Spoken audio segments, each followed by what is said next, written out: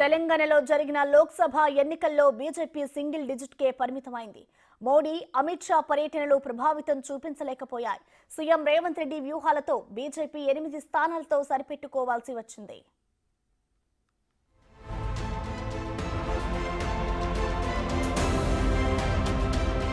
తెలంగాణలో లోక్సభ ఎన్నికల్లో double digit స్థానాలు సాధిస్తామని చెప్పారు బీజేపీ నేతలు. అయితే ప్రజలు బీజేపీని సింగిల్ డిజిట్కే పరిమితం చేశారు. 2019 ఎన్నికల్లో 4 స్థానాలు కైవసం చేసుకున్న బీజేపీ ప్రస్తుతం 8 ఎంపీ స్థానాల్లో విజయం సాధించింది. తన ప్రాబల్యాన్ని పెంచుకుంది. 17కు 17 స్థానాలు సాధిస్తామన్న బీజేపీ నేతల మాటలను ప్రజలు నమ్మలేదు. సికింద్రాబాద్, మల్కాజ్గిరి, మెదక్, చేవెళ్ల, మహబూబ్ నగర్, నిజామాబాద్, ఆదిలాబాద్, కరీంనగర్ స్థానాల్లో బీజేపీ విజయం సాధించింది.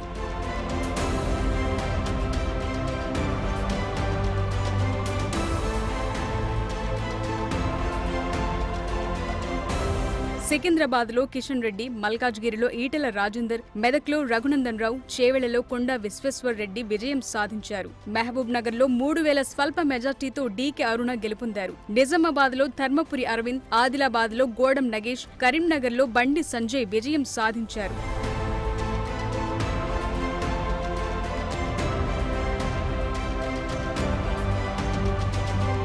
తెలంగాణలో బీజేపీ 2019లో 4 ఎంపీ స్థానాలను కైవసం చేసుకుంది. అయితే ఈసారి అదనంగా మరో 4 స్థానాల్లో గెలిచింది. ప్రస్తుతం లోక్సభ ఎన్నికల్లో బీజేపీకి సెంటిమెంట్ పనిచేసింది.